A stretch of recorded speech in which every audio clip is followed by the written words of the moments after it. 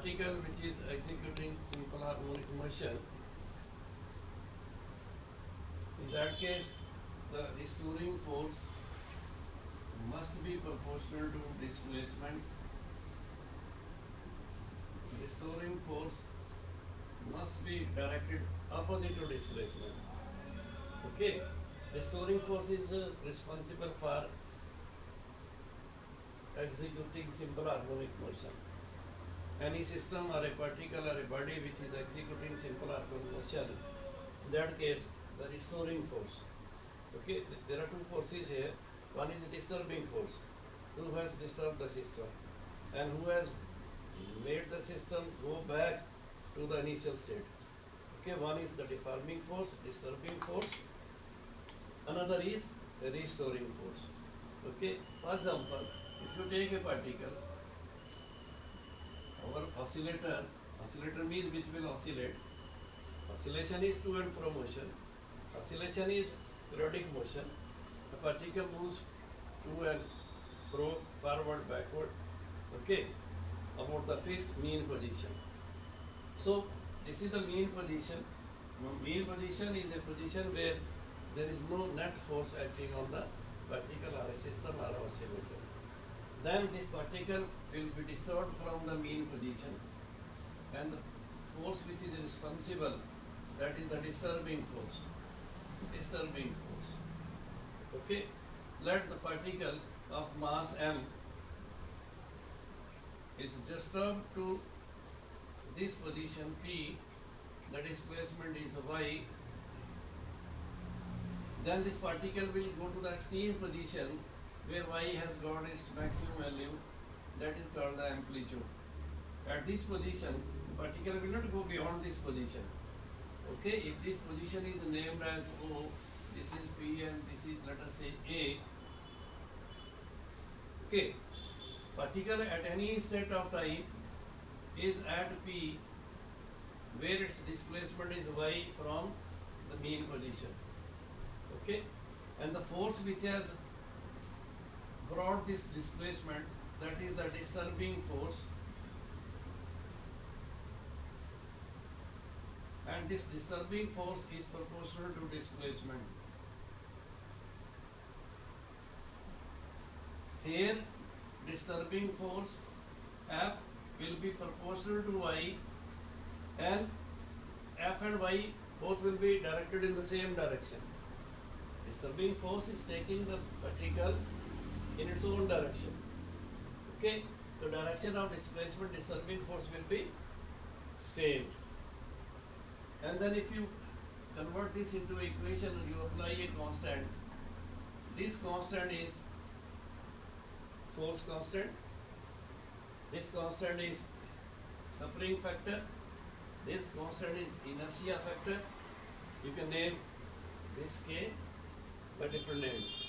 It is actually the constant of proportionality, and it has been given the name force constant. Okay, this force constant K is F by Y. Its dimension formula will be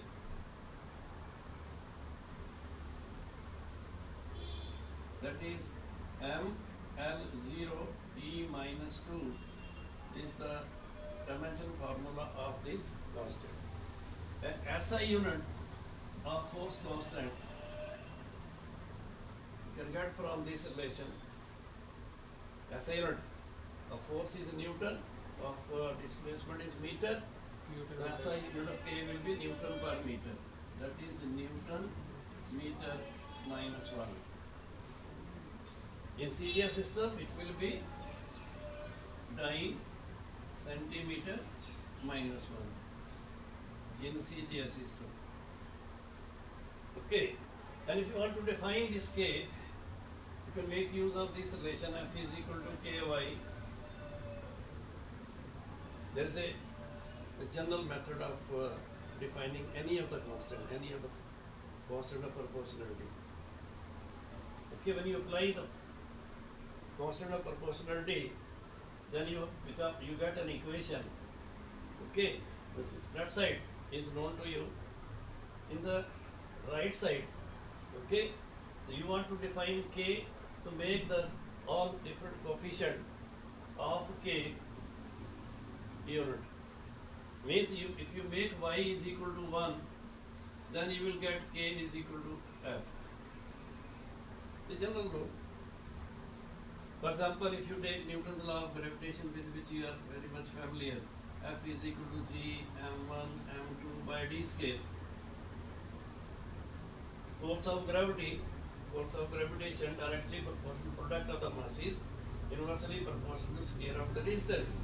Then you apply a constant, that is gravitational constant, universal gravitational constant. And if you want to define this G, you have to make m1 is equal to 1, m2 is equal to 1, d is equal to 1. You choose any of the system, CGS system or SCS system.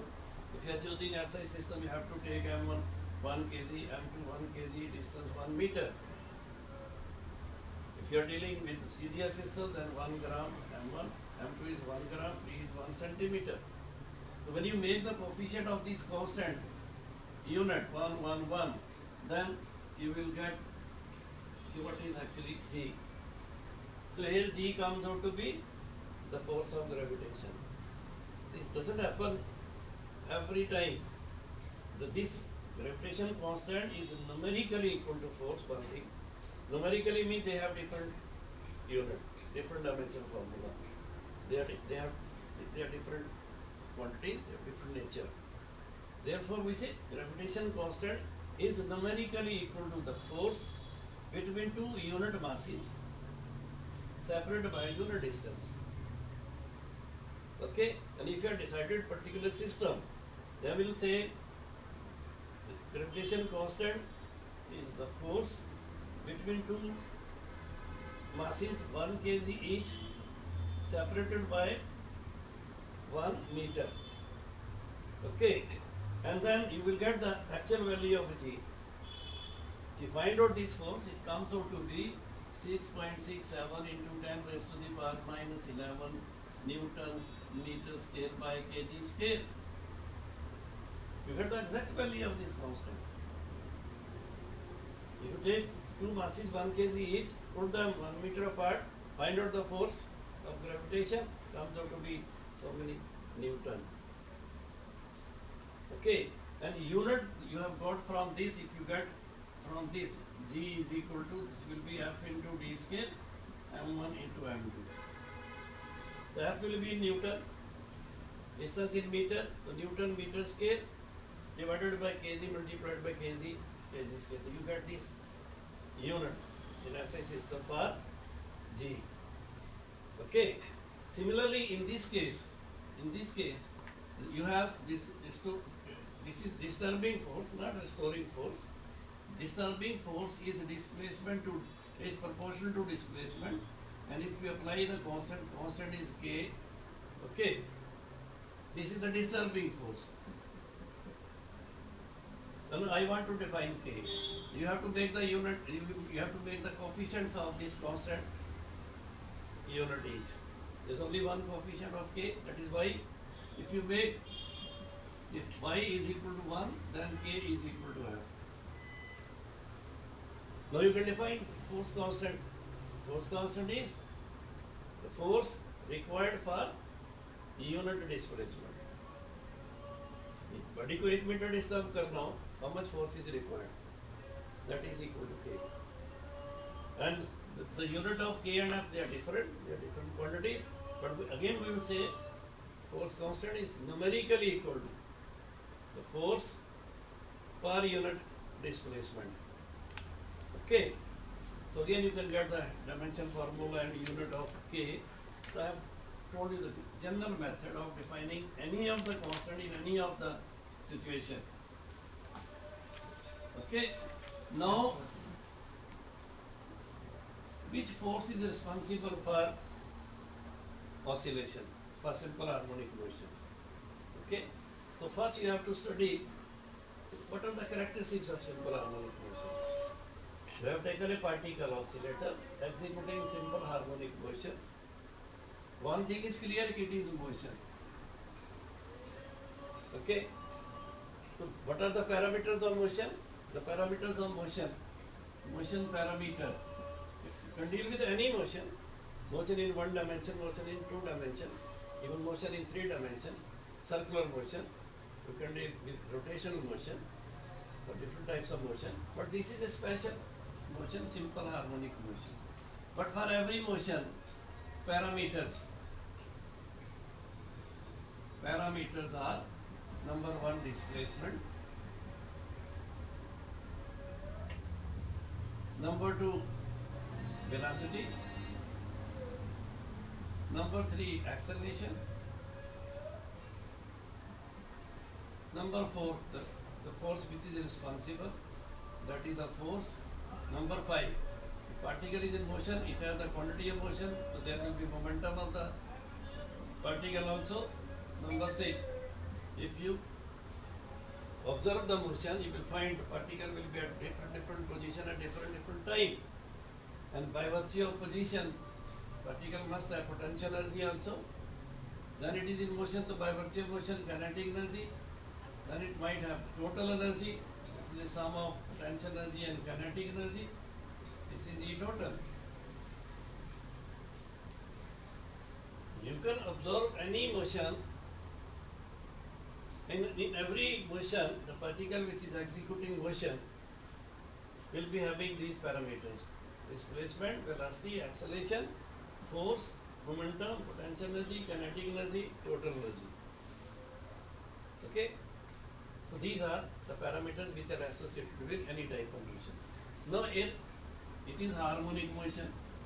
What is special thing about harmonic motion?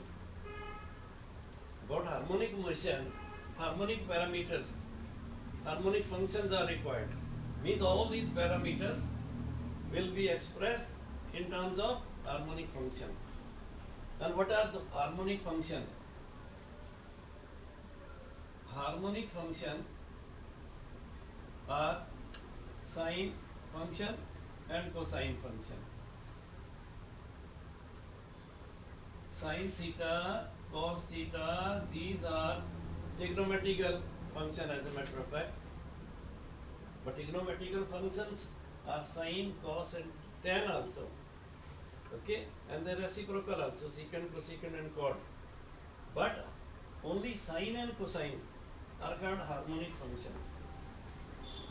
Okay, so this motion will be called as harmonic motion if all these parameters can be expressed in terms of either sine or cos or a suitable combination of sine and cos.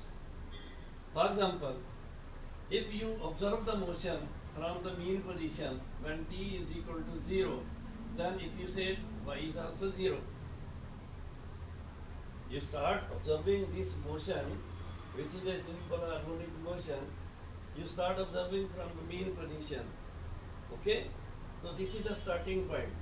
Here displacement is 0 when t is 0. Now you start observing. Okay, when particle is at p, time taken by the particle to go from O to P is t, and it has suffered y displacement, and at this moment it have some velocity, it is in motion, and there may be some acceleration also. If it is not having constant velocity, it is having variable velocity, so it must have acceleration also. And because of velocity, kinetic energy. Because of this particular position, potential energy. And because of these two energies, then total energy. Okay? And when a particle is in motion, then what is the quantity of motion? That is momentum, m into v.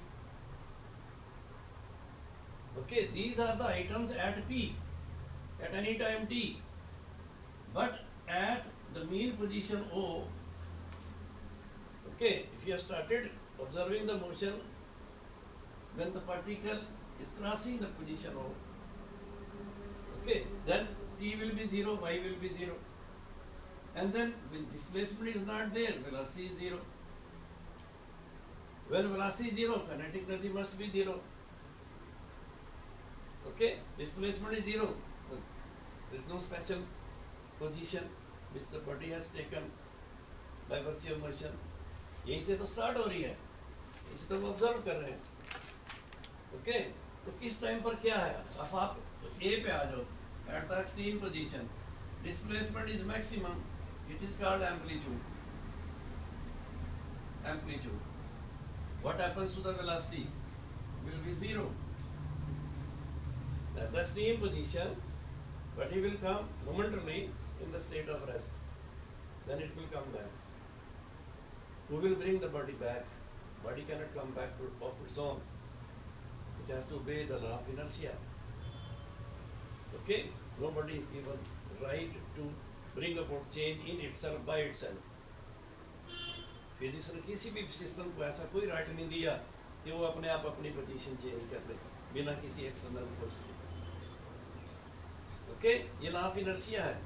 Body enable, body is showing inability to bring about any change in itself by itself. अपने आप अंदर अपने आप body change नहीं कर पा रही, कुछ भी, ना स्टेट ना शेप, कुछ भी चेंज नहीं पैदा कर रही है अपने आप। तो for change it requires some external force. When body has come to the extreme position A, its displacement has become maximum, which is called amplitude. Okay, and then its velocity will be momentarily zero. Kinetic energy will be zero, but potential energy will not be zero. Total energy will not be zero.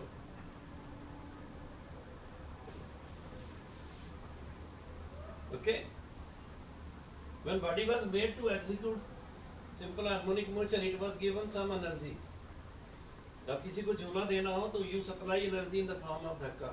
ये push, जो swing बैठा है बच्चा, वो अपने आप झूला नहीं ले सकता, आप उसको एनर्जी सप्लाई करते हैं in the form of push. उसको धक्का लगाते हैं, उसको मेन पोजीशन से डिस्टर्ब करते हैं, उसको किसी दूसरी पोजीशन पे ले जाते हैं, और फिर you withdraw your force. The moment you withdraw your force, so some another force will be developed within the body. Okay, and that will bring the body back. That is the restoring force. जो यहाँ से यहाँ लेकर गया है वो disturbing force है।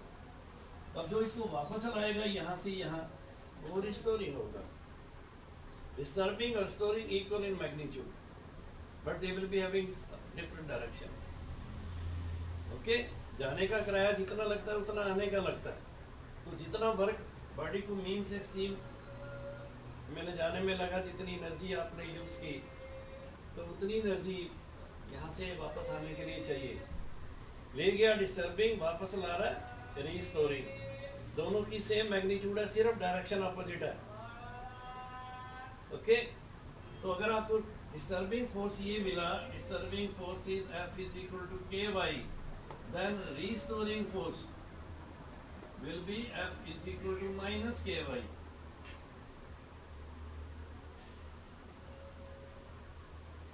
Restoring, disturbing, they have same magnitude. The only thing is they act in opposite direction. एक बीम से बॉडी को डिस्टर्ब करके ले जाता है और दूसरा उसको वापस लाता है। और जितना भी आपको फोर्स चाहिए डिस्टर्ब करने के लिए, उतना ही रिस्टोर करने के लिए चाहिए। ओके, जब आप घर से डिस्टर्ब होके मान लो यहाँ से बॉम्बे चले गए, आप कितना किराया खर्च किया, अब वापस आना चाहते हैं अपने घर में, उतना ही किराया दे के आना पड़ेगा।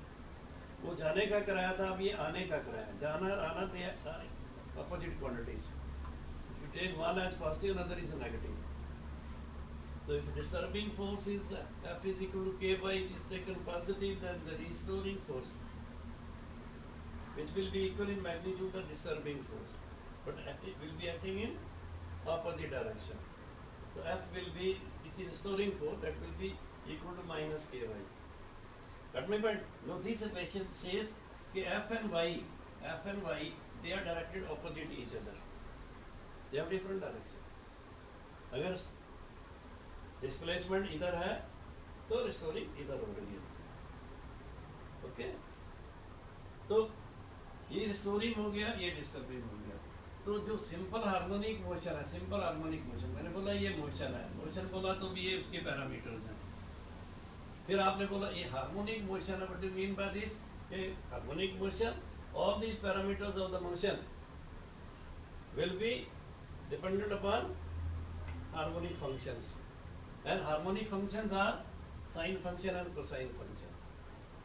Okay, so in harmonic motion, all the parameters of the motion, it may be the restoring force, it may be displacement, okay, it may be velocity, it may be acceleration, it may be force, it may be momentum, it may be kinetic energy or potential energy.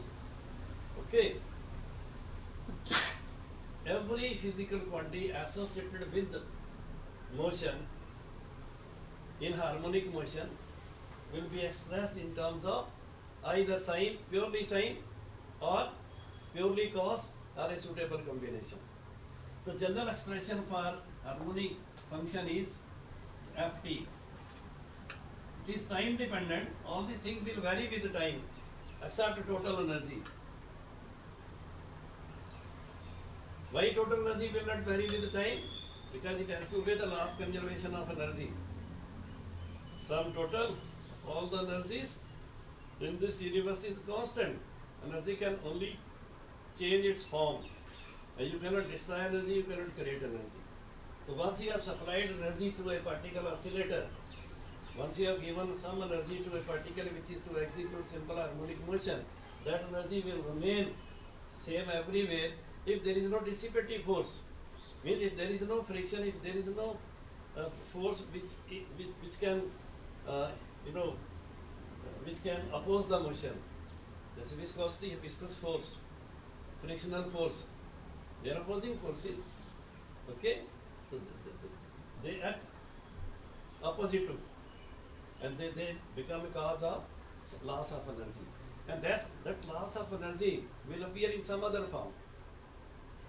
Okay, if you make a body execute simple harmonic motion in vacuum, when there is no dissipative force, no friction, no viscosity, no opposing force, then it will keep on executing simple harmonic motion for infinite time. Okay, but with the loss of energy, because of opposing forces, you have a clock, you make use of source of energy cell or battery here. Okay, so as long as you supply energy, this watch will work, hands will move. Once energy stored in the cell is consumed, that energy has not been lost. That energy has taken another forms. उन्होंने अपनी शक्ल बदल ली है, और वो energy जो इसको चाहिए थी जिस शक्ल में उसको नहीं मिली तो ये रुक जाएगी. You have to replace the cell. You have to again supply the energy by changing the cell. Okay? आपने एक बार ब्रेकफास्ट कर लिया, आपको डाइजेस्टिव सिस्टम ने काम किया, जो भी इंटरनल सिस्टम काम करे, इस एनर्जी सप्लाई हो गई, ग्लूकोज फ्रक्टोज बन गया, उसको एनर्जी में कन्वर्ट कर लिया. अब वो एनर्जी आप क्योंकि आप वर्क करें, आपकी इंटरनल सिस्टम वर्क करे, sometime you perform external work also, load lifting है, वेट लिफ्टिंग है, मूवमेंट है. अंदर वाले तो सिस्टम 24 आवर काम करते हैं. नर्वस सिस्टम है, सर्कुलेटरी सिस्टम है, रेस्पिरेटरी सिस्टम है, एक्सक्रीटरी सिस्टम है, डाइजेस्टिव सिस्टम है, ये तो काम करेंगे 24 घंटे. तो क्या कोई ऐसा सिस्टम है जो बिना एनर्जी के काम कर सकता है? नो. तो अंदर वाले सिस्टम तो आप चाहे सो रहे हैं, एनर्जी कंज्यूम कर रहे हैं. ओके, लेकिन हाँ, अगर आप एक्सटर्नल वर्क करते हैं, रेस लगाते हैं, मूव करते हैं, लिफ्टिंग करते हैं, सीढ़ी चढ़ के ऊपर नीचे आते हैं, एक्स्ट्रा वर्क करते हैं, तो उससे एनर्जी जल्दी कंज्यूम हो जाती है, तो फिर जल्दी भूख लग जाएगी. तो बॉडी के अंदर एनर्जी कंज्यूम हो चुकी है, it has taken different form, तो अब सिस्टम एनर्जी मांगेंगे, आपको भूख लगेगी, आपको फिर मील लेना पड़ेगा. ओके, सो दैट फिर दोबारा बॉडी को एनर्जी मिले और सिस्टम दोबारा काम करना शुरू कर दे, नहीं तो रुक जाएंगे. अगर थक गया जी, हम हमसे काम होता नहीं. तो यहाँ भी अगर system or body or particle is made to execute simple harmonic motion in vacuum, it will keep on executing simple harmonic motion. ठीक है, simple harmonic motion की तो मैं बात कर रहा हूँ. क्या है ये? What is special in this simple harmonic motion which was not there in one dimension motion, two dimension motion, three dimension motion, rotation motion, circular motion? जो उनमें नहीं था, इसमें क्या है? ये motion oscillatory motion है, उसमें particle will move to and fro. For example particle यहाँ से राइट में जाएगा, फिर रिस्टोरिंग फोर्स इसको वापस ले जाएगा, फिर ये लेफ्ट में जाएगा, फिर वापस आएगा। यहाँ से स्टार्टिंग पॉइंट मीन पोजीशन है, ये एक्सट्रीम पोजीशन है। ओके, ये राइट एक्सट्रीम है क्योंकि ये राइट साइड में है। किसके राइट में? Starting point mean position. और ये भी एक्सट्रीम है, but this is left extreme, right extreme, left extreme. This is vibratory motion, this is oscillatory motion, this to and fro motion, this is forward backward motion. Okay, and this is periodic motion. This will be repeated again and again. I have here shown you one oscillation, one vibration. Okay, when particle goes from mean position to extreme position A, then to the other extreme position B, then back to original position. It's one oscillation. Okay, time taken to complete this one oscillation is T. In T time, particle will execute one full oscillation, one full vibration. Stage cycle पूरा हो गया, and this thing will be repeated again and again. How long? Until the body is having some energy. Now, this motion, this harmonic motion, very simple. When it is simple, harmonic motion will be simple harmonic motion if the limits of the motion are equal. Limits means जितना ये right में जाती है exactly उतना ही left में जाए. This will happen if there is no energy loss. This will happen if there is no opposing force, no friction, no viscosity. Okay, no other force which can cause loss of energy. Then this motion will be repeated again and again, because in this case there is no opposing force, no loss of energy, and this total energy will remain same everywhere at every position. Though somewhere this energy will be more, somewhere this energy will be more, somewhere both may be equal. Somewhere at some position you will find there is only potential energy, kinetic energy becomes zero. For example, when body is at extreme position momentarily, the velocity will be zero, kinetic energy will be zero. But potential energy will not be zero, otherwise total energy will become zero, which is not possible. Clear? So therefore, simple harmonic motion. First thing is motion. If it is motion, so motion parameters are these. And when you say harmonic motion, it's a special motion. Harmonic motion means all the parameters of the motion will be expressed in terms of harmonic function. Harmonic functions are sin theta and cos theta. Okay, this motion will be expressed either purely in sine function or purely it is cos dependent, or sometimes it may be depending upon the suitable combination of sine and cosine. For example, this is a function depending upon t. Okay, so it will be a sin omega t plus b cos omega t. This is a function which represents simple harmonic motion. You can take any parameter, you can take displacement. Okay, if this ft is a displacement, displacement is also time dependent. If it is a velocity, that is also time dependent. Here acceleration is also time dependent. Here momentum is time dependent. Force is time dependent.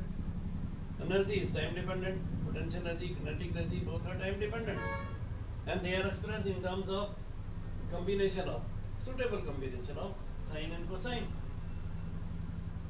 Okay, and if you take, let us suppose a simple harmonic motion, this is one oscillation, and if you want to express one parameter, that is displacement, at any time t, at time t, displacement will be expressed either in terms of purely sine function or purely cos function are a suitable combination. Okay, this combination can be expressed as a, this ft is equal to, can be expressed as capital A sin omega t plus theta. This can be expressed as a cos omega t plus theta. This is again a combination of sine and cosine. If you open this cos omega t plus theta, you have cos, cos a plus b, cos a cos b minus sin a sin b. इसमें भी आपको sign और cosine दोनों मिलेंगे. यहाँ भी sine a cos b plus cos a sin b दोनों मिलेंगे. Okay, you can have a simple harmonic motion where this function is only sign dependent. That means अगर आप डिस्प्लेसमेंट को ऐसा लिखना चाहते हैं a sin ओमेगा t, आप लिख सकते हैं. आप इसको प्योरली cos फंक्शन में भी लिख सकते हैं. आप इसको ऐसे भी लिख सकते हैं, a sin omega t plus theta. आप इसको ऐसे भी लिख सकते हैं, a cos omega t plus theta. All these four equations will represent displacement of a particle executing simple harmonic motion. Okay, तो for simple harmonic motion what are the requirements? आप कैसे चेक करेंगे कि मोशन सिंपल हार्मोनिक है? पहले तो आप ये देखेंगे कि मोशन है, फिर आप बोलेंगे हार्मोनिक है क्योंकि इसमें साइन कोसाइन आ रहे हैं. फिर आप कहेंगे कि जो लिमिट सेम है तो फिर उसको सिंपल कहने लग जाएंगे. ओके, ये पीरियोडिक मोशन है, ऑसिलेटरी मोशन है, टू एंड फ्रो मोशन है. ओके, फॉरवर्ड बैकवर्ड मोशन है about a some fix point, to and fro motion, periodic motion. Okay, it will repeat again and again. तो इसके लिए हम कह रहे हैं कि डिस्प्लेसमेंट जो है यहाँ से यहाँ हुआ है इन टाइम t. अब you want to express this displacement, तो what is the proper way to, you can express in any of the ways depending upon when you started observing the motion. If you started when the particle was at O, okay, then when particle was at O, then y was 0 at t is equal to 0, and you can check here if t is 0, y is 0. Okay, so you will express this motion in this form. If you are at A when you started observing the motion, t was 0 but y was equal to A. यहाँ पे जो displacement maximum है,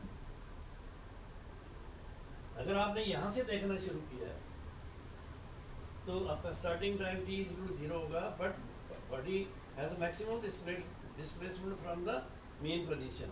So when you take at t is equal to 0, y is equal to a, then you have to express this in this form because this condition will be satisfied by this equation only. यहाँ t 0 put करके देखो, cos 0 1 होता है तो y will be equal to a. Yes sir. This will be satisfied by this, and this is satisfied by these two conditions. Sir, जो ऊपर वाला है y equal to a sin wt, उस वो वाली कंडीशन भी तो एट ए को सेटिस्फाई कर रही है क्योंकि उसमें भी t 0 है और y इक्वल टू a है. No sir y equal to a नहीं है उसमें? क्यों? y तो यहाँ से स्टार्टिंग पॉइंट तो ये है, डिस्प्लेसमेंट इतना हो चुका है. जब आप मैच देखते हैं 9 बजे मैच शुरू हो जाता है, आप 11 बजे पहुँचते हैं, तो 11 बजे आपसे कोई कमेंट्री करवाना चाहता है तो 11 बजे पे आप थोड़ी कहेंगे मेरे सामने टास्क हुआ. वो तो प्रोसेस निकल गई. टास्क तो 9 बजे हुआ, 11 बजे आपके सामने दोबारा टास्क थोड़ी होगा. तो आप क्या कहेंगे? अभी मैं 11 बजे स्टेडियम में पहुंचा, इतने ओवर हो चुके थे, इतने रन बन चुके थे, इतने प्लेयर हो चुके थे, ये टीम खेल रही थी. आप उसके बाद की बात अपने आंखों से देखेंगे. अगर आप वहाँ 11 से 12 बजे तक रहे, 1 घंटा रहे, तो 1 घंटे में आपने क्या ऑब्जर्व किया वो आप रिपोर्ट देंगे.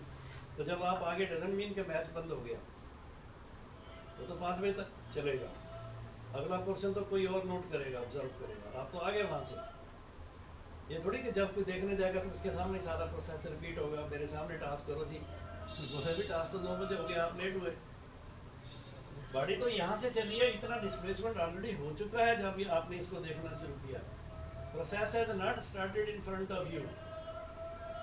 Okay, this is a repeated process. Okay, आप ये बार बार फीड करती रहेगी, लेकिन आप जब इसको ऑब्जर्व करने लगे, यहाँ बैठ गए आप एक्सट्रीम पोजीशन पे, ओके, तब बॉडी ऑलरेडी अपने मीन पोजीशन से मैक्सिमम दूर जा चुकी है। तब आपको इससे सिंपल हार्मोनिक मोशन की डिस्प्लेसमेंट को रिप्रेजेंट करना है। ओके, मान लो आप P पर, आपने यहाँ देखा at P, P is equal to T है, बट Y कितना है? Is it A sin omega T?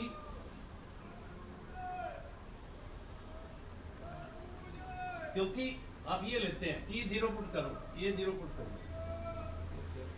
तो फिर आपके पास क्या आएगा? A sin theta. If at P, at any time T, you observe displacement is not 0, it is also not maximum, it is equal to this much. So this condition will be fulfilled by this relation. अब T इसको 0 put करके देखो, ये item खत्म होगी तो y is equal to A sin theta. Got my point? तो observer कहाँ है, उसने कब देखना शुरू किया, डिपेंड करेगा उस वक्त कौन सा पैरामीटर कितना था। तो मोशंस के पैरामीटर्स आपको बताए हैं, उसकी वैल्यू क्या थी। हाँ, इफ यू फाइंड कि at T is equal to T और T y is equal to A cos theta, तो ये इक्वेशन इसको फुलफिल करेगी। पर T 0 तो y will be not 0, y is not equal to A, y is equal to A cos theta. Now you have to see when you started observing the motion. Motion did not start in front of you. Match तो test match है तो 3 दिन पहले ही हो गए, इसको मान लो खेलते हुए आप तीसरे दिन पहुंचते हैं, और वो भी स्टार्टिंग में नहीं पहुंचते, तो उसको टांस नहीं होता। जिस टीम ने एक दिन पहले उसको फिनिश किया था वही आगे स्टार्ट करती है। मैच तो मैच ही है।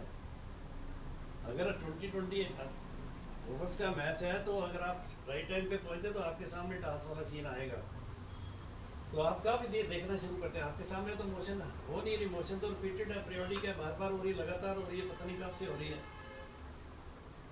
ओके, आप फिल्म देखते हैं, अब फिल्म तो वही है, लेकिन आप कोई 9 to 12 शो देखता है, कोई 3 to 6 देखता है, कोई 9 to 12 इवनिंग देखता है, कोई 12 to 3 देखता है, तो फिल्म के सीन थोड़ी चेंज हो जाएंगे। आपने टाइम डिसाइड किया फिल्म को देखने का 9 से 12, किसी ने बोला नहीं मैं तो 12 से 3 देखूंगा, क्योंकि तो मैं तो 3 से 6 वाला शो देखूंगा, तो 3 से 6 में वही सीन नजर आएंगे उसी फिल्म के। ओके, आपने 3 बजे देखना शुरू किया, आपका शो 6 बजे तक चलेगा, वही सीन होंगे, क्योंकि फिल्म तो रिपीट हो रही है बार बार, शो टाइम अलग अलग है, फिल्म तो वही चल रही थिएटर में, तो ये तो फिल्म है, चल रही है, आप कब आए, कब देखा, कहाँ से बैठ के देखा, तो वो डिसाइड करेगा डिस्प्लेसमेंट को आप कैसे रिप्रेजेंट करना। जैसे pure sine function, pure cos function, this is suitable combination of sine and cosine, it's suitable combination of sine and cosine, cos A cos B minus sine A sine B, दोनों function है इसमें। Sine and cosine they are harmonic function, tan नहीं आएगा, sine and cosine they are trigonometrical, but sine cos and tan they are also trigonometrical, but out of sin cos tan only sin and cosine they are called harmonic function. And in harmonic motion every parameter of the motion is expressed in terms of either pure sine or pure cos or suitable combination of sine or cos. So I have shown you one parameter, that is displacement. You can express displacement purely in terms of sine, purely in terms of cos, or a suitable combination of sine and cosine, a suitable combination of cosine and sine in this. The simplest way is this. सबसे बढ़िया तरीका match देखने का कि जब task हो आपके सामने हो, पूरा मैच आप देखें, बीच में लेट ना जाए। क्लास है, क्लास स्टार्ट होने से पहले आप वहाँ पहुँचे ताकि आप लेसन का स्टार्ट और एंड देखें। ये तो आपको पता लगेगा कि क्या लेसन था, लेकिन अगर आप लेट पहुँचे, जो टॉपिक मिस हो गया वो रिपीट नहीं होगा ना, वो अगले साल उसी क्लास में उसी टाइम रिपीट होगा, तो आपको साल बाद जाना पड़ेगा, कि क्लास तो रिपीटेड है, उसका टाइम पीरियड 1 साल है, यहाँ इसका टाइम पीरियड टी है, टी टाइम के बाद ये रिपीट होता रहेगा। ओके, तो क्वेश्चन कैसा पूछा जाता है, मान लो ये फंक्शन है y is equal to a sin omega t plus b cos omega t, this represent simple harmonic motion. Okay, for example मैं इसका एग्जांपल देता हूँ, y is equal to 3 sin 314t plus 4 cos 314t, ये simple harmonic motion का practical example, और ये standard form which is representing displacement of the particle executing simple harmonic motion, which is a suitable combination of sine and cosine. Is also a combination of sine and cosine. Not that means this equation will be expressed either in this form or in this form. It is not pure sine, pure cos. But how to represent this in this form? So here you require y is equal to a, you require sin omega t cos theta plus cos omega t sin theta, ये चाहिए ना। If you open this, yes sir. apply sin a plus b formula, you get this. Okay, ये तो common है। अच्छा, यहाँ ये sign है, साइन के साथ आपको क्या चाहिए, तो आपको चाहिए a cos, दैट मीन्स ये जो a है, you put this a as a cos थीटा, और cos वाले के साथ टाइम डिपेंडेंट फंक्शन cos के साथ साइन चाहिए ना, तो ये cos वाला तो दे रखा है टाइम डिपेंडेंट, cos चाहिए इसमें, तो b आ जाएगा a साइन, साइन वाले के साथ cos चाहिए, cos वाले के साथ साइन चाहिए, Yes sir. साइन वाले के साथ cos चाहिए, cos वाले के साथ साइन चाहिए। If you make the substitution in this equation, आपको क्या मिलेगा, you will get y is equal to, इसमें a cos थीटा, इसमें भी a sin थीटा, a तो a कॉमन आ जाएगा ना, Yes sir. then you will get sin omega t cos theta plus cos omega t sin theta, and this will come out to be, ये चीज आ गई, तो you can write this in this form, Yes sir. sin a cos b plus cos a sin b, ये sin a cos b plus cos a, इसकी जगह sin b, ये तो common है दोनों में। Okay, now what is this a, this is the amplitude, maximum displacement, sin has maximum value 1, कि कोई भी एंगल ले लो, ट्रिग्नोमेट्रिक कोई भी एंगल ले लो, उसका साइन एक से बड़ा नहीं हो सकता, maximum value of sine of any angle is 1, तो साइन वेरीज बिटवीन -1 to +1, ठीक है। Similarly cos varies between -1 to +1, तो ये अगर मैक्सिमम हो गया, क्योंकि डिस्प्लेसमेंट इस पे भी डिपेंड करती है, टाइम डिपेंडेंट फंक्शन यही है। Okay, displacement has been expressed in terms of suitable combination of sine and cosine, इसी की फॉर्म ये बनाई गई है। But what is a here, amplitude, maximum displacement, but how it is related to this given a and b, तो आप इनकी squaring and adding करो, you will get a is equal to a square plus b square under root,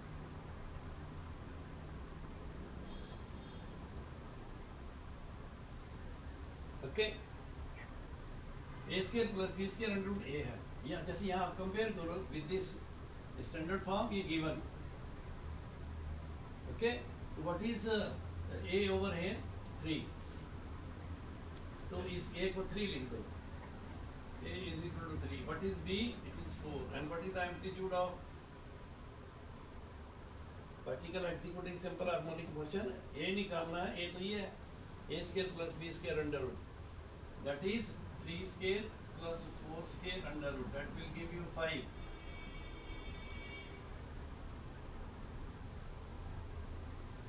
okay, standard form is this, but you have to find out what is a and what is theta,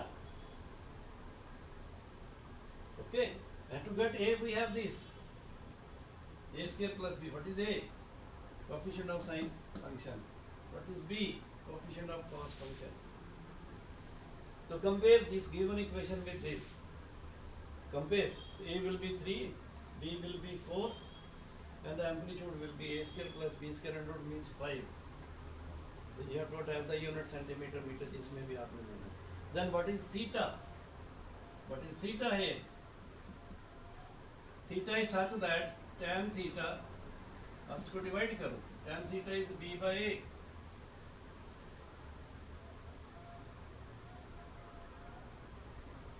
And theta will be tan inverse b by a. But here b is 4, a is 3. So tan theta must be 4 by 3. Tan theta can take any value from minus infinity to plus infinity. Only there is a restriction on the value of sin and cos. Sin cos cannot exceed 1. Okay? तो एक से बड़ा नहीं हो सकता. लेकिन ये तो 4 by 3 more than 1 है. Tan theta can be more than 1. Minus infinity से लेकर प्लस तक इसकी वैल्यू होती है. तो यहाँ से थीटा आ गया. या you find out from the table which angle has tan theta 4 by 3. तो वो यहाँ आप ये वैल्यू भी डाल देंगे. Theta you have got and a you have got. तो क्या एक्सप्रेशन बन गई? y is equal to a means 5. ये ना ये 5 साइन है. ओके ये ओमेगा है. ओमेगा टी कंपेयर करो ना. टी का कोएफिशिएंट ओमेगा है. Omega is 314. तो 314 T plus theta. Plus theta. Theta is tan inverse 4 by 3.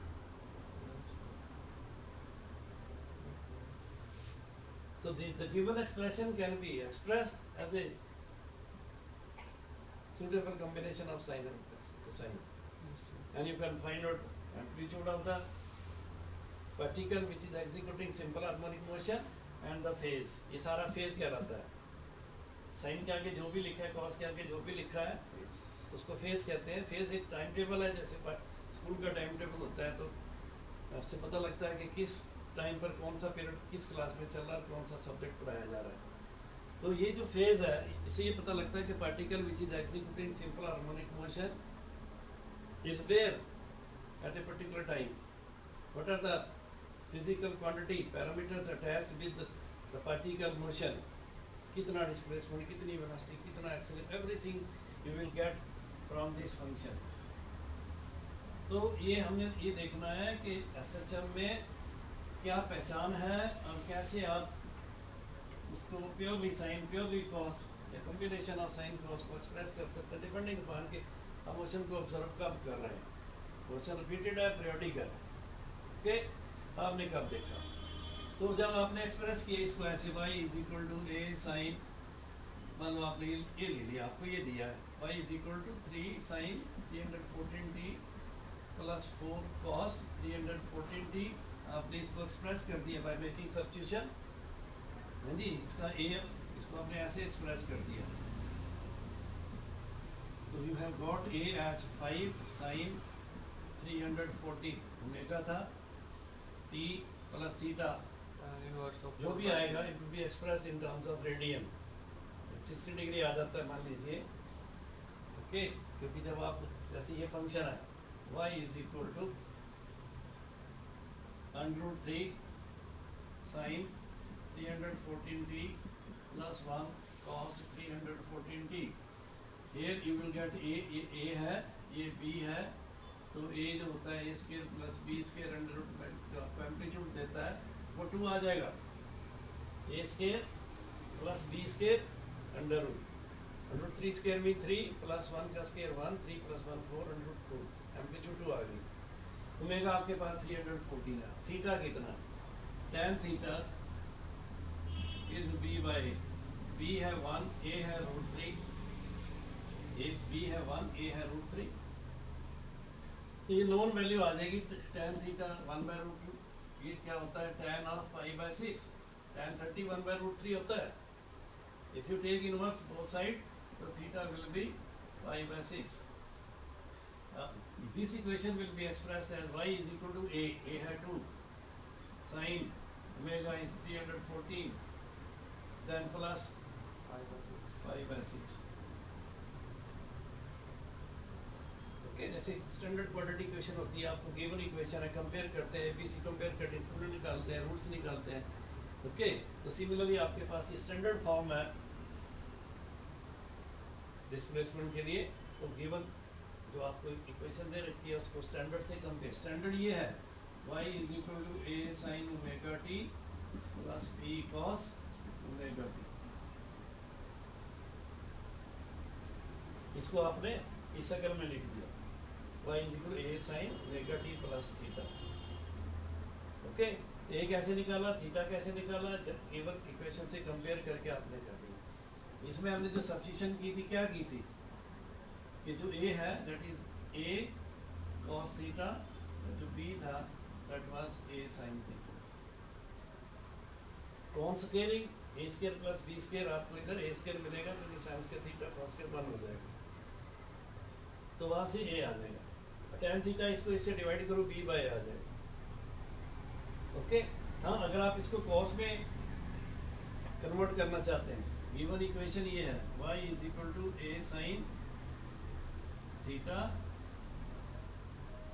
a sin theta आप ले लो, a sin omega t plus b cos omega t, and you want to express this in this form, y is equal to a cos omega t plus theta.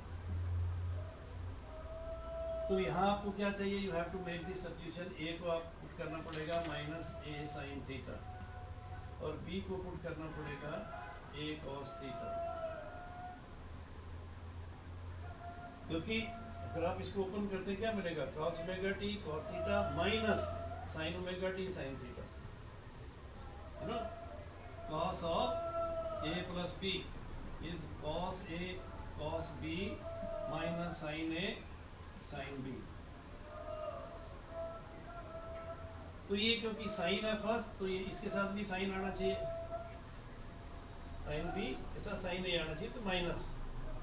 तो इसीलिए हमने ये को क्या करना पड़ेगा, माइनस a sin थीटा, और cos के साथ cos a के साथ cos b प्लस आना चाहिए, तो इसके साथ b को हमने a cos. अब स्क्वायरिंग एंड एडिंग, तो कैपिटल a है वो तो सेम ही आएगा, squaring and adding a square plus b square under root ये आ जाएगा.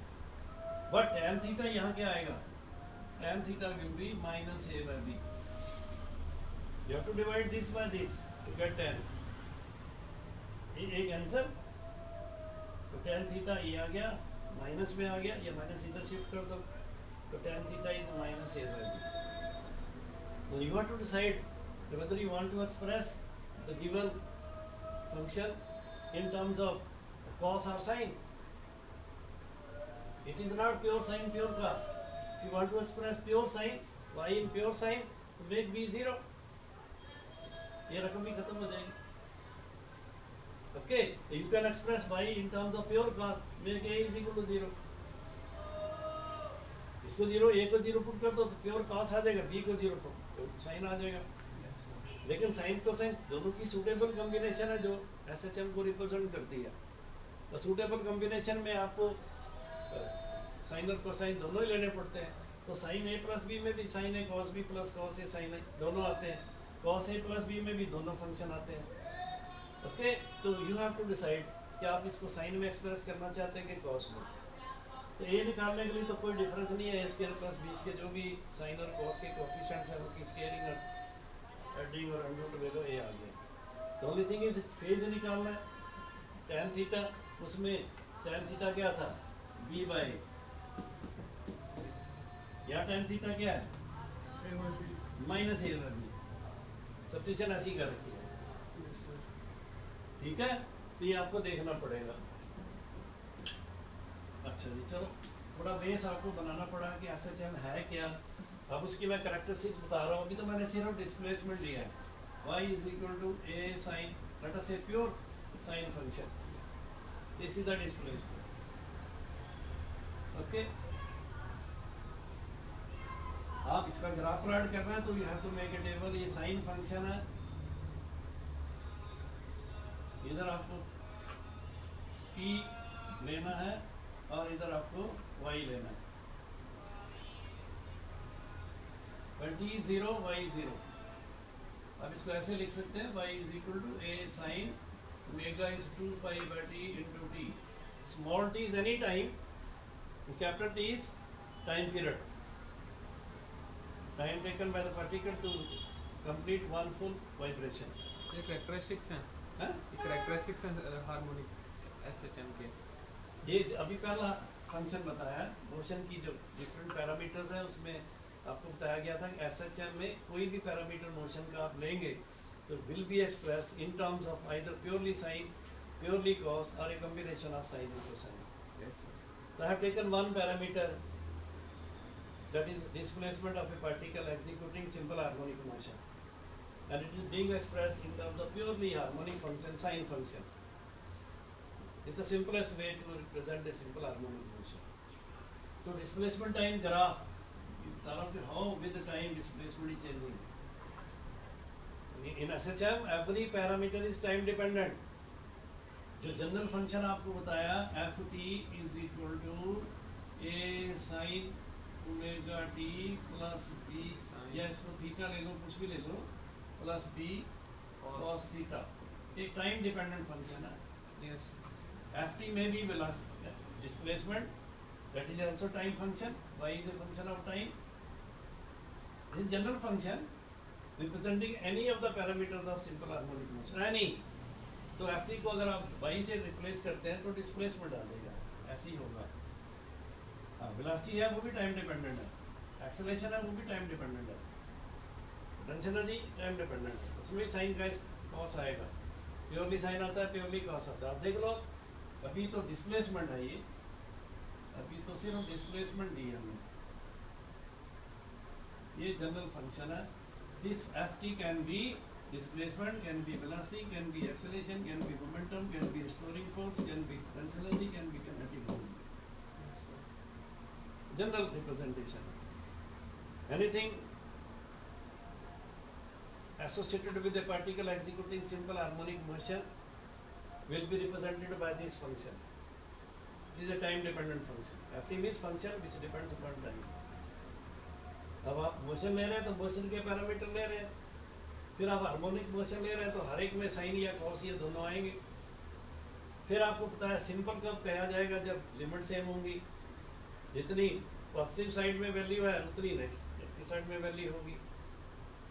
ओके, जितना पार्टिकल मीन से राइट में गया उतना ही लेफ्ट में जाएगा, तो ये कहेंगे लिमिट सेम है, तब ये इसको सिंपल बोला जाएगा। अदरवाइज ये अगर लिमिट सेम नहीं, इधर डिस्प्लेसमेंट हुआ 10 centimetre, due to energy loss इधर डिस्प्लेसमेंट हुआ 9, लिमिट्स डिफरेंट हो गई, इधर 10 उधर 9, ये सिंपल नहीं है। हार्मोनिक हो सकती है, सिंपल नहीं है। सिंपल के लिए जरूरी है लिमिट सेम होनी चाहिए। तो ये अभी डिस्प्लेसमेंट बताया गया, टाइम डिपेंडेंट है। ओके, इसमें भी 0 है, सिर्फ ये साइन फंक्शन आया सिंप्लीफाई करने के लिए। तो at is equal to t by 4, यहाँ टी बाय 4 डालो, y is equal to a आ जाएगा।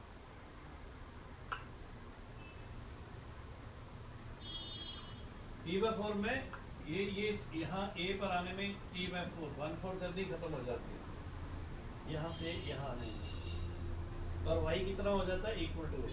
आप इसे पुट करके देख लो भाई, t by 4 capital d by 4, t t cancel, तो 4 से 2 कैंसर, तो पाई बाय 2 आ गया, साइन पाई बाय 2 1 होता है, तो y is equal to a आ गया। Put different value of t, get different value of y, then plot a graph.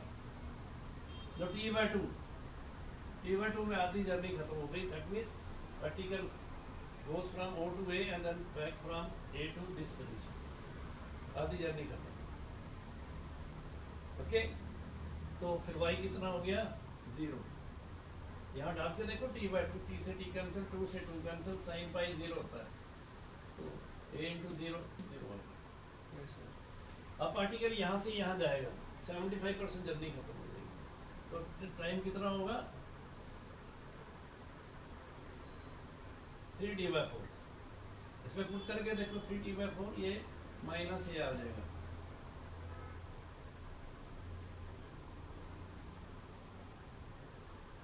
और उसके बाद एक टी आप 0 पुट करके देखो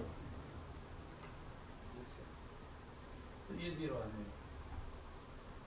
I divided this full journey into 4 parts. Mean to extreme, extreme back to mean, then mean to other extreme, back to mean. Okay, अब आप graph plot कर लो। With the displacement, with the time, kt by 4, mt is 0, t by 2, 3t by 4, mt। और ये values आप इनकी डाल के देख लो।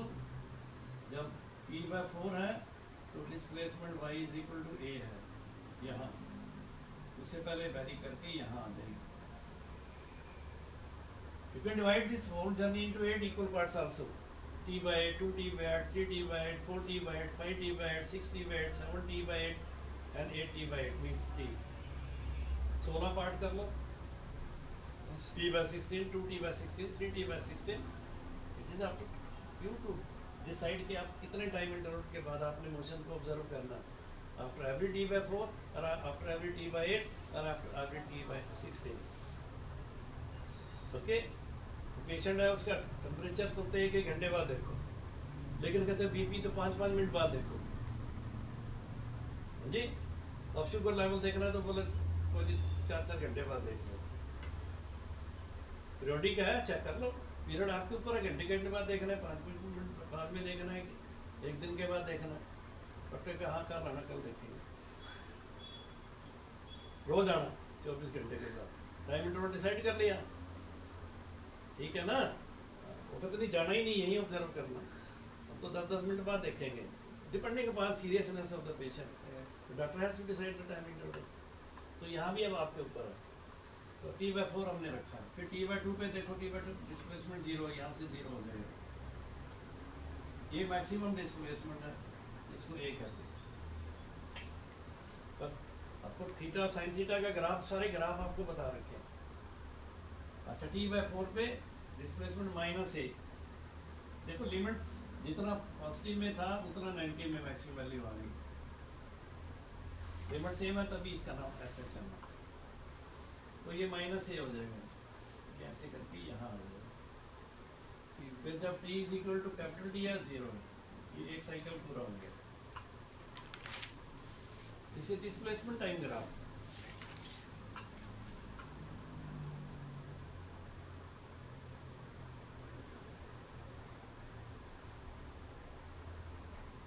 ठीक है। Then you know what is velocity? This is the displacement by time. The rate of change of displacement is velocity. Time dependent है ना, constant तो है नहीं। Yes sir. So in small time dt there is a displacement dy. तो displacement ये time ये displacement time velocity है। इसको डिफरेंशिएट करो, इंस्टेंटेनियस वेलोसिटी आ जाएगी। पर्टिकुलर टाइम पे कितनी वेलोसिटी। तो ए तो ये रहेगा साइन ओमेगा टी का बन जाएगा, साइन का cos omega T into omega. Omega means 2 pi by T, omega is 2 pi by T.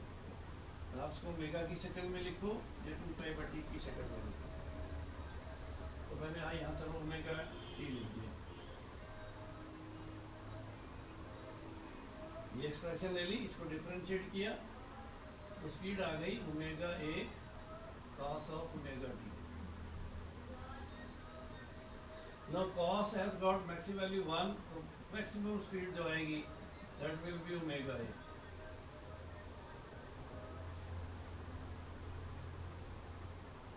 Maximum speed is equal to omega. Now instantaneous speed that is omega a cos of, यहाँ omega का 2 pi by time dependent यहाँ दिखा दो, यानी कि um make a table see the velocity at different time interval p is equal to 0. What is the speed? t0 speed is omega a, but t0 this is 0, cos 0 is 1, the speed will be maximum. तो t0 कब होता है? जब body main position में होती है। के जब इधर से ऐसे क्रॉस करती है यहाँ से, तो इधर यहाँ मैक्सिमम स्पीड होती है इसकी। आपने ऑब्जर्व किया वो मेले में झूला लेते हैं वो बोट वाला, यस सर। और जिसमें स्विंग होती है, स्विंग में भी आप ऐसे ऑसिलेट कर रहे हैं तो जब बीच में निकलते हैं स्पीड मैक्सिमम होती है, उसके बाद कम होती यहाँ एक्सट्रीम पे जीरो हो जाती है, फिर आपको डायरेक्शन चेंज करनी है। It's a common experience. तो but T0 speed is maximum, T/4 डर और T से T कैंसिल, 4 से 2, cos π/2 जीरो होता है, स्पीड जीरो हो गई।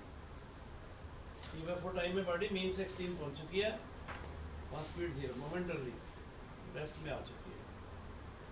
Then T/2 it is minus omega, डालो T/2, T कैंसिल, 2 से 2 कैंसिल, cos π -1 होता है, तो ये -1 इससे इंटू करेंगे तो माइनस ओमेगा है। Then 3T/4 it is zero, then when T is T, it is omega A. Then plot a graph between time and speed. Speed is omega A cos omega T. Then again T/4, T/2, T/4, T0. T0 velocity is maximum.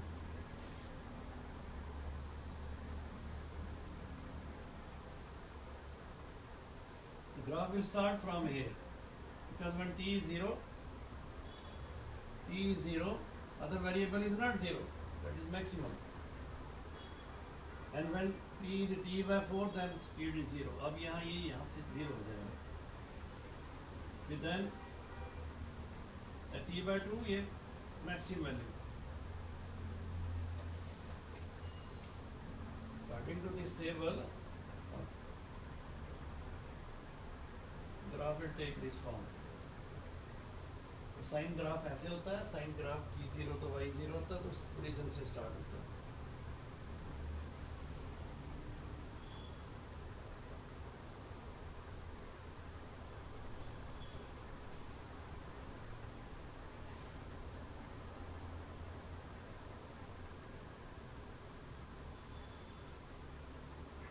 हो गया?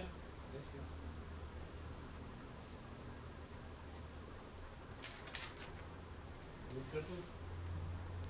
तो आपके पास velocity आ चुकी है, दो parameter आपने study कर लिए, डिस्प्लेसमेंट एट एनी टाइम और स्पीड एट एनी टाइम। ये डिस्प्लेसमेंट है y sin ओमेगा t, और ये स्पीड है omega a cos omega t। Maximum speed omega है, और बाय वर्च्यू ऑफ स्पीड आपके पास बॉडी की काइनेटिक एनर्जी होगी। काइनेटिक एनर्जी क्या होती है? Half mv²। Therefore, kinetic energy will be half mv²। ये रही, इसका स्केयर कर दो, omega square a square cos square.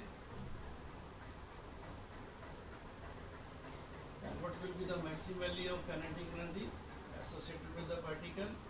Only 1/2 m omega square.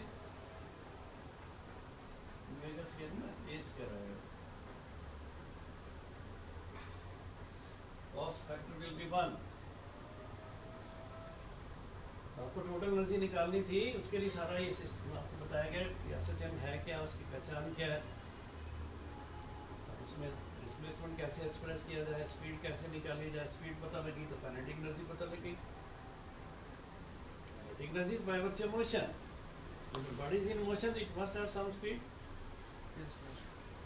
Okay, so by virtue of kinetic energy is a scalar quantity, I am talking about speed, not the velocity।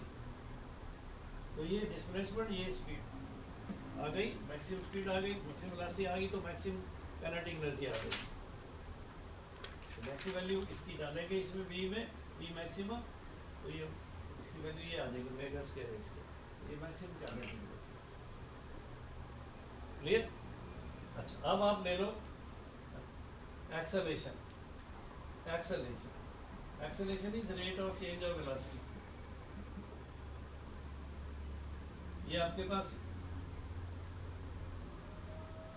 Velocity का formula है omega a cos omega t। इसको differentiate करो, cos का differentiation minus sine होता है, okay. और ये omega T, sir omega ये ऐसे रहेगा, देन इसका वेरिएबल, क्योंकि टाइम डिपेंडेंट है, we are differentiating this we with respect to t, तो cos ओमेगा टी का माइनस sin ओमेगा टी। अब एक टाइम फंक्शन तो है लेकिन प्योर टाइम नहीं है, ओमेगा साथ में, तो इसके डिफरेंशिएशन से आपको इनटू करना पड़ेगा, इसका डिफरेंशिएशन ओमेगा होगा विद रिस्पेक्ट टू टाइम, तो ओमेगा इधर आ जाएगा, तो ये आ जाएगा। देन एक्सेलरेशन ये हो गया, what is the value of maximum acceleration, that is minus omega square, क्योंकि sine has maximum value 1।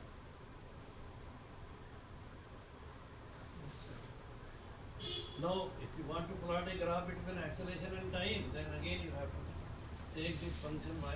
Acceleration is minus omega square a sin omega t. T is 0, acceleration is 0. The time either acceleration, t is 0, acceleration 0. It is t by 4. करो t by 4, t cancel, 4 से 2 cancel, sin पाई पे 1 होता है, तो it will be minus omega square. Then it is t by 2, it is 0. It is 3t by 4, it is omega square. When it is t, it is 0. Substitute different value of t. 4 measure value, t by 4, t by 8, t by 2, 3t by 4 and t. Then see the graph.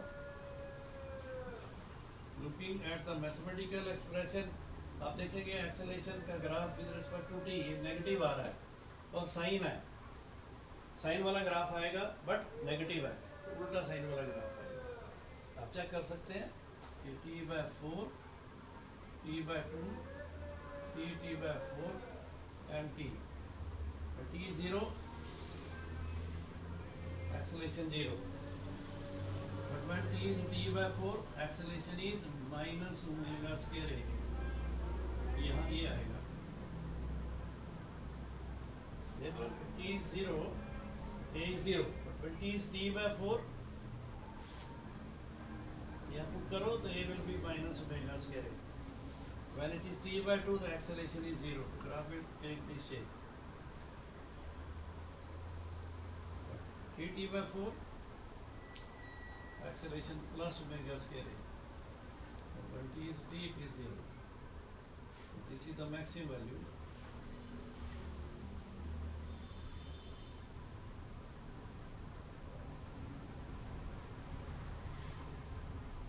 Just reverse sign, उल्टा sign है। Displacement में sign plus था, यहाँ acceleration में minus sign आ रहा है, तो यही ग्राफ डिस्प्लेसमेंट में उल्टा होता था, यहाँ नीचे आ गया।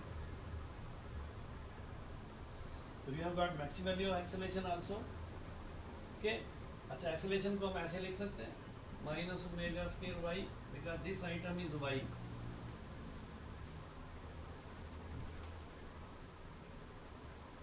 Okay, when you write this acceleration is minus omega square a sin omega t, क्योंकि y है। That means acceleration and y they are directly proportional. Displacement acceleration directly proportional, but directed opposite to each other. इधर minus आ रहा है, तो acceleration proportional displacement acting in opposite direction. Displacement directed away from mean, but acceleration directed towards mean. इनकी दोनों की direction opposite है, ध्यान रखना। तो आपने क्या क्या देखा, particle executing simple harmonic motion, motion parameter हमने लिए, डिस्प्लेसमेंट लिया, वेलोसिटी ली, एक्सेलरेशन लिया। ओके, आप मोमेंटम ले सकते हैं, which is the product of mass into velocity. तो एक्सेलरेशन आपका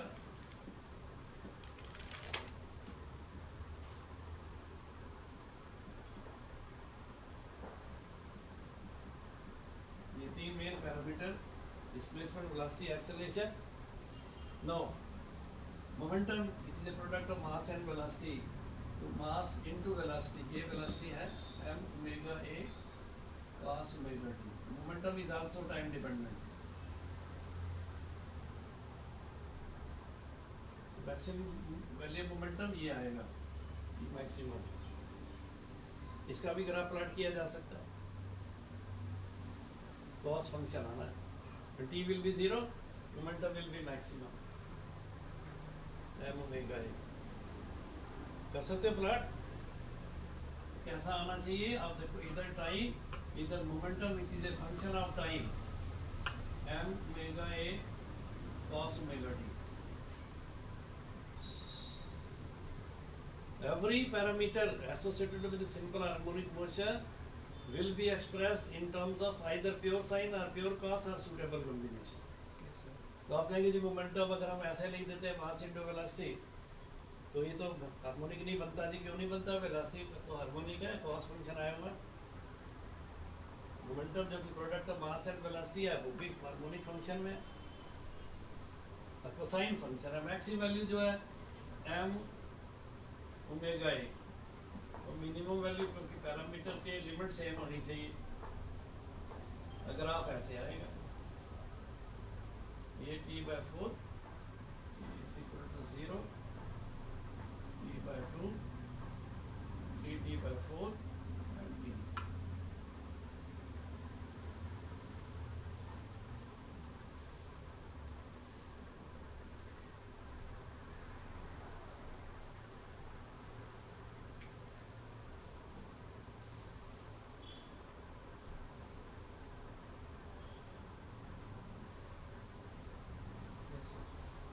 ठीक है,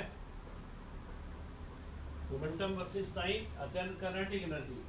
kinetic energy half m v square, kinetic energy will be half m v square, ये रही, it is omega square a square cos square omega T.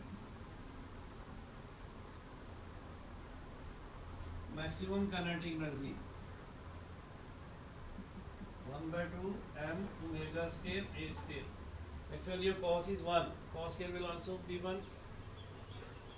Even if cos is -1 तो square तो +1 ही आएगा ना।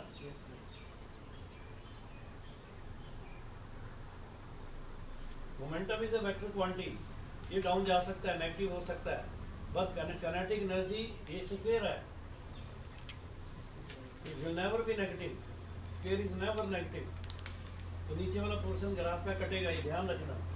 अगर आप टाइम के साथ काइनेटिक एनर्जी कैसे वेरी करती है, half m omega square a square cos square omega T.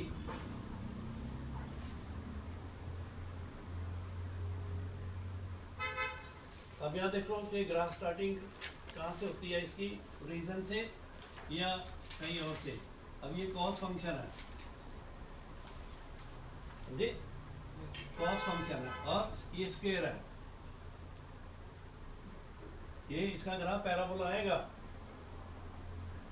क्योंकि क्वाड्रेटिक फंक्शन है ना, कॉस स्क्वायर है। पैराबोला अपवर्ड डाउनवर्ड स्टार्टिंग कहाँ से होगी, आप यहाँ पुट करके देखो। पर t0 this item will be 1, t0 the particle will be at mean position, तो उसकी एनर्जी मैक्सिमम होगी। कितनी होगी? Half m omega square a square, half m v square, ये वी है, ये ओमेगा स्क्वायर ए स्क्वायर, ये आ गया। ये मैक्सिमम वैल्यू होगी ये। Yes sir. नेगेटिव साइड में तो जाना ही नहीं इसने, वाई? बिकॉज यहाँ स्क्वायर है, कॉस टाइम डिपेंडेंट है, बाकी तो कांस्टेंट है ना। क्वाड्रेटिक इक्वेशन होते हैं ना, a x square plus b x plus c, तो एक क्वाड्रेटिक फंक्शन बनता है इन टर्म्स ऑफ कॉस, और कॉस ही है टाइम डिपेंडेंट। और वो जब t0 है तो कॉस मैक्सिमम 1 है, तो kinetic energy maximum eight t/4। यहाँ वैल्यू डाल के देखो,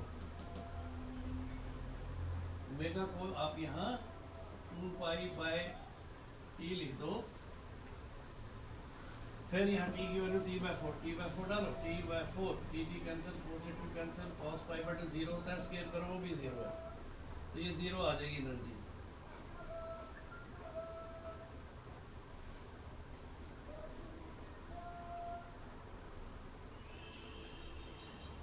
ओके,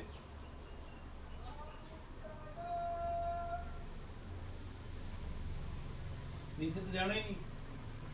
अब जो टी बाय यहाँ टी बाय 2 डालोगे, टी बाय 2, टी से टी कैंसिल, 2 से 2 कैंसिल, cos पाई -1 होता है, उसका स्केयर +1 हो गया, फिर इतनी आ जाएगी मैक्सिमम, इतनी आ जाएगी, नेगेटिव तो जाना ही नहीं, Yes, sir. ज़्यादा से ज़्यादा ये 0 हो सकती है।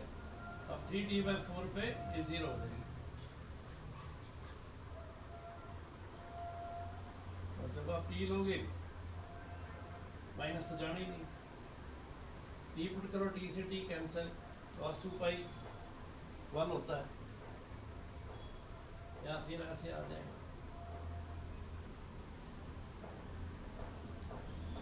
ये काइनेटिक एनर्जी वर्सेस टाइम, लेकिन अगर आप काइनेटिक एनर्जी वर्सेस वो ले लें, displacement half m omega square, ये वेलोसिटी है, okay, half m omega square a square cos omega t. तो ये टाइम वेरिएशन है, हम कन्वर्शन देखते हैं, काइनेटिक एनर्जी और पोटेंशियल एनर्जी आपस में कैसे, एक चीज़ एक कम हो रही होगी, दूसरी बढ़ रही होगी, टोटल सेम रहेगा। अभी हमने सिर्फ काइनेटिक एनर्जी देखी, मैक्सिमम वैल्यू देखी, मोमेंटम भी देख लिया। अब हम लेते हैं potential energy, expression for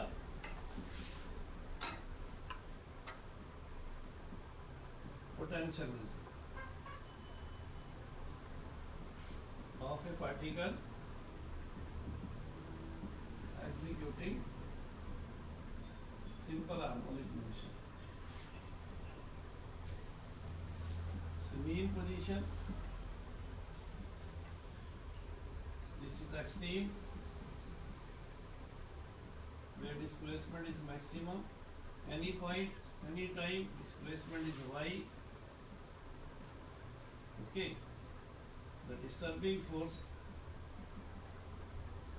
F is equal to ky, the restoring force F is equal to minus ky. वो इधर एक्ट करेगा, restoring force will be directed always to the mean position, disturbing will be directed away from mean, displacement तभी होगा जब body mean से दूर जाएगी, okay.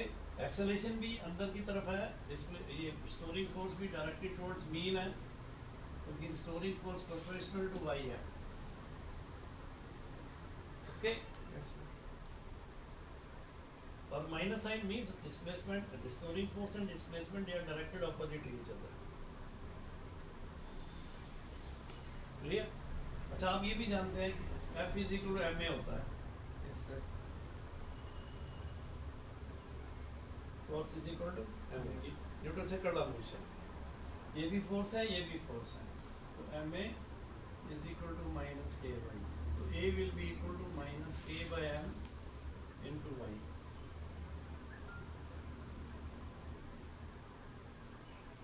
Again here acceleration and displacement, they are directed opposite to each other and proportional to each other. A proportional to y, A constant of proportionality, minus sign means they are directed opposite to each other. अब आपने acceleration क्या निकाला था, y is equal to a sin omega t, velocity थी omega a cos omega t, acceleration was minus omega square a sin omega t, which can be written as minus y है।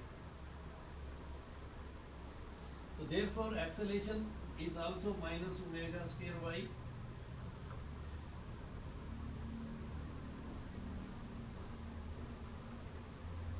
if you compare equation 1 with equation 2, you will get omega square is equal to k by m, so omega will be k by m under root, and omega is 2 pi by t, that is k by m under root.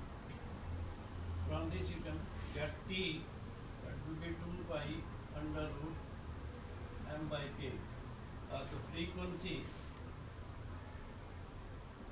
1 over 2 pi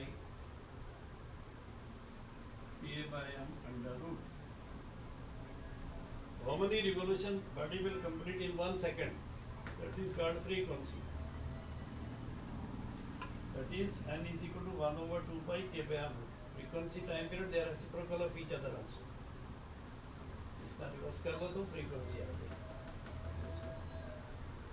clear? तो आपके पास ये कोई भी system simple harmonic motion में है और उसका time period निकालना हो, एक साइकिल वो कितने टाइम में पूरा करेगा, तो ये फार्मूला. ओके. अगर यहाँ m by k की वैल्यू निकालो, यहाँ से m by k की वैल्यू निकालो, m by k that will be y over a. यहाँ से देख लो, from this m over k will be y by a. Y displacement, a acceleration. So you can replace this m by k by y by a. Forget minus sign. Minus sign only indicate the acceleration displacement. They are directed opposite each other. Okay. And time period is a scalar quantity. Doesn't have any relation with minus. तो ये आ जाएगा time period is equal to 2 pi under root displacement by acceleration.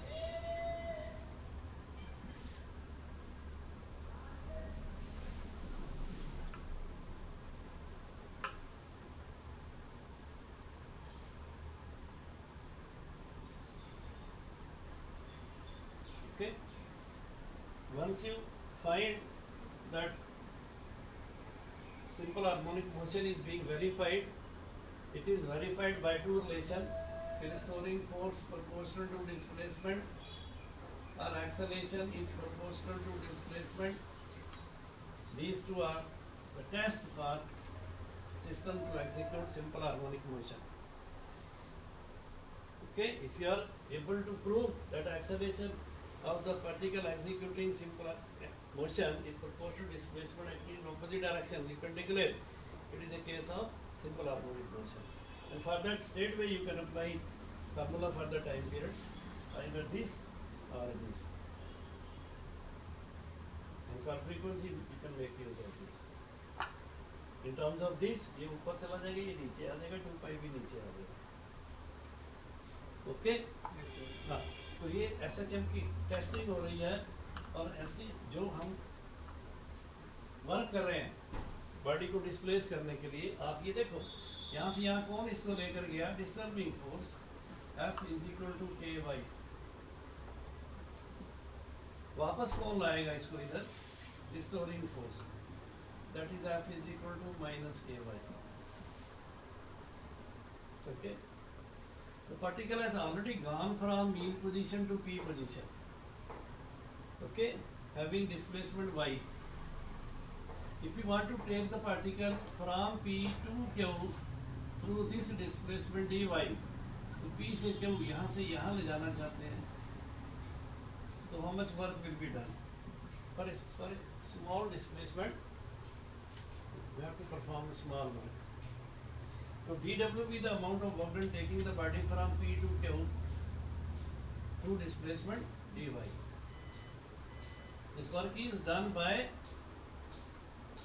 disturbing force. And same work will be done by the restoring force when it is taken back. अब तो हम onward जा रहे हैं P to Q. ये work कर रहा है. तो वर्क डन होता है force into displacement. Force is ky. Displacement dy, work done dW. This is the work done by the disturbing force in taking the body from P to Q away from the mean position through a small displacement dy. The work done is force into displacement. The force, displacement. Force is ky. Disturbing force has done this work. The total work done when you take the body from y is equal to 0 position to y is equal to any position. From 0 to y, how much total work? Integrate k constant, integration of y is y square by 2, apply the limit, comes out to be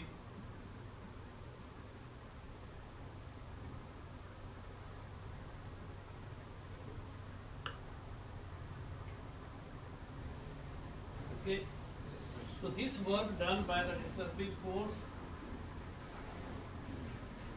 taking the body from mean position to any position P through a displacement y, this work is stored in the body as its potential energy. Because this force has given a new position to the system, mean से extreme पर लेके गया, नई position बैठा दी, जो work किया गया उसकी पोटेंशियल एनर्जी है। आप घर से यहाँ आए, अपने वर्क किया, स्कूटर पे आए, पैदल आए, how much work you have done, और फिर यहाँ आने पर आप you have been given new position, you are not in motion but you have been given a new position, by virtue of position potential energy, by virtue of motion kinetic energy. When it was executing simple harmonic motion तो velocity थी, kinetic energy निकाल दिया, अब उसकी potential energy. Okay, तो potential energy ये आ गई। अच्छा, you also know omega is k by m under root omega scale, k by m, k is m omega scale।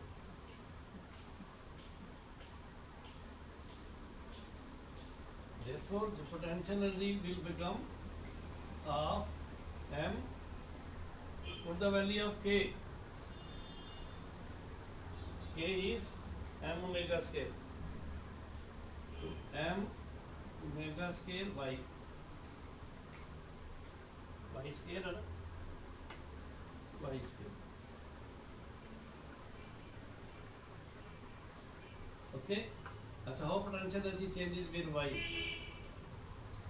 either y either potential energy versus displacement।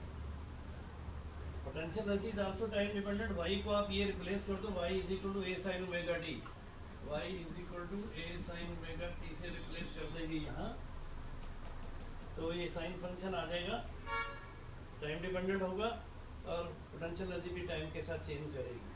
But I am taking the variation of potential energy with y 0 at mean position,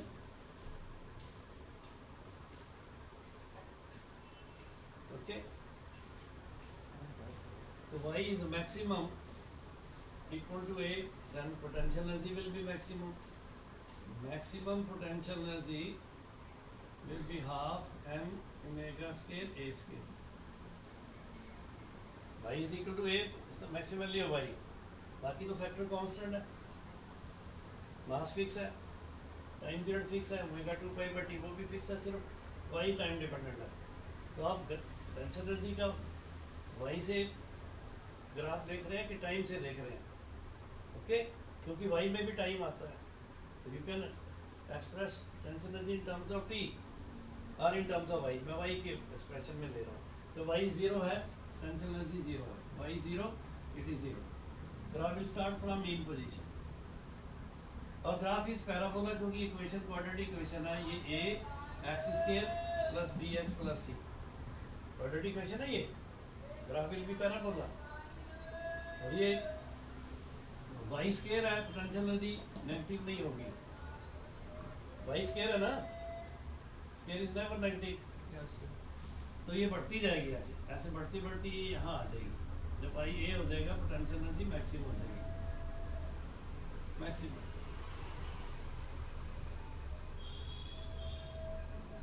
maximum कितनी है, potential energy maximum means kinetic 0 हो जाएगी, total energy ये है, आपने total maximum energy निकाल रखी है, half m omega square a square, this is the maximum energy, total ये है।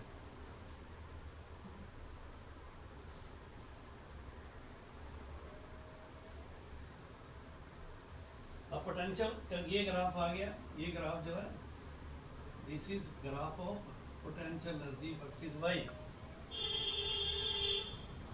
ठीक। अच्छा, kinetic energy versus y, kinetic energy आ गई थी हाफ m y स्क्वायर है ना, यहाँ से देखो y is equal to a sin omega t, velocity is equal to omega a cos omega t, v is equal to omega a cos को हम ऐसे लिख सकते हैं 1 minus sine square omega t, लिख सकते हैं ना। देन आगे आ जाओ, this is equal to omega a under root 1 minus sine square, यहाँ से साइन की वैल्यू निकालो, इज y बाय, तो sine square will be y square by a square, इधर एलसीएम ले लो, omega a under root a square minus y square divided by LCM a square. आगे बढ़ो, a स्केयर को बाहर ले आओ अंडर रूट से, तो a और a cancel, it will be omega under root a square minus y square. तो this is an expression for the velocity, तो kinetic energy half m v square, this will be omega square a square minus y square, because जो velocity है that is omega under root a square minus y square.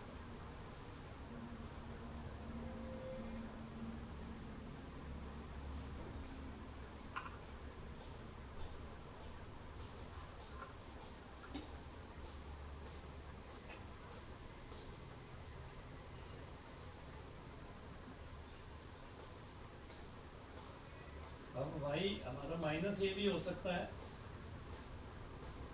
समझे, दूसरी extreme में चलेगी body,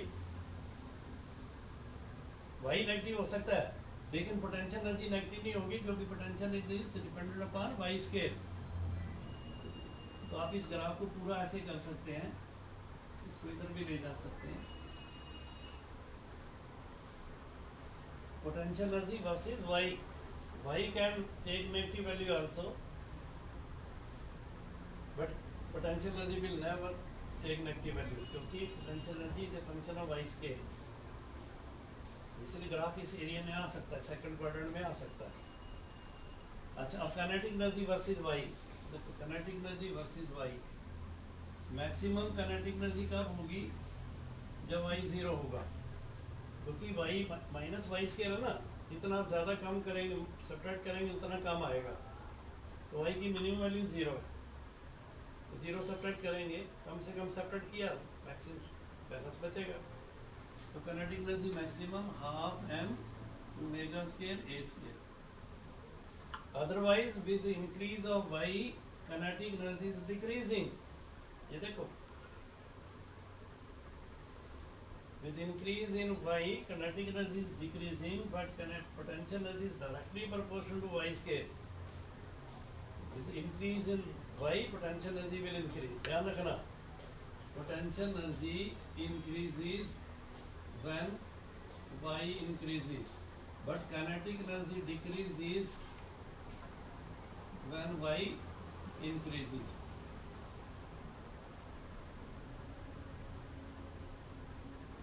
The graph of both kinetic and potential will be parabola here, पर kinetic energy में भी देखो, जो दो वेरिएबल है kinetic energy और इधर y स्केयर है,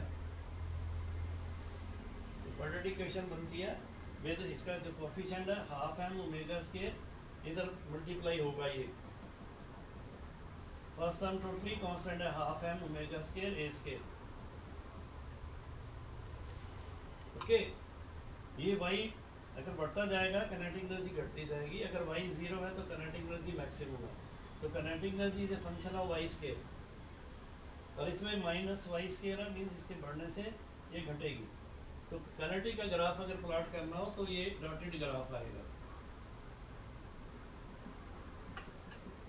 dotted graph is for kinetic energy, okay. तो आप देखो पोटेंशियल एनर्जी थी half m omega square y square, kinetic energy है half m omega square a square minus y square, इनको ऐड करो तो total energy half m omega square a square, it does not depend upon, is not a function of y, ये constant है, total energy will remain same, sum of kinetic potential everywhere for every different position of the particle will be same, sum will be always constant. तो ये state graph जो है, this belongs to the total energy which is independent of y, क्योंकि देख लो total energy में y नहीं आ रहा, तो potential energy, kinetic energy, total energy, kinetic potential they are y dependent, otherwise k dependent, whereas total energy is independent of y. तो y के y versus total energy constant है, हमेशा इतनी रहनी है, और ये क्या है, अगर पोटेंशियल एनर्जी मैक्सिमम बन जाए, y की जगह a आ जाए तो टोटल एनर्जी पोटेंशियल हो जाएगी, और यहाँ काइनेटिक एनर्जी मैक्सिमम कब होगी, जब y जीरो हो जाए, जब y जीरो हो जाए तो फिर टोटल काइनेटिक एनर्जी हाफ है omega square a square, that mean जो एक्सट्रीम पोजीशन है वहाँ एनर्जी टोटली पोटेंशियल है, एक्सट्रीम पे वेलोसिटी जीरो है, सॉरी एनर्जी पोटेंशियल है, लेकिन मीन पे y जीरो है, y जीरो होने से पोटेंशियल एनर्जी जीरो, लेकिन y जीरो होने से काइनेटिक एनर्जी मैक्सिमम, वो कितनी, जितनी टोटल है, सारी पोटेंशियल काइनेटिक बन गई। So this is the best example of law of conservation of energy. Transformation of potential into kinetic, kinetic into potential is best explained on the basis of SHM. The particle is executing simple harmonic motion, it's having potential kinetic at different position, the total energy remains same. As the particle goes from mean to extreme, kinetic energy decreases, potential energy increases. And when it goes from extreme to mean, y is falling, potential energy will be decreasing, will become zero at the mean, but kinetic energy will become maximum. Total energy will remain same. So there are three graphs over here, 3 in 1.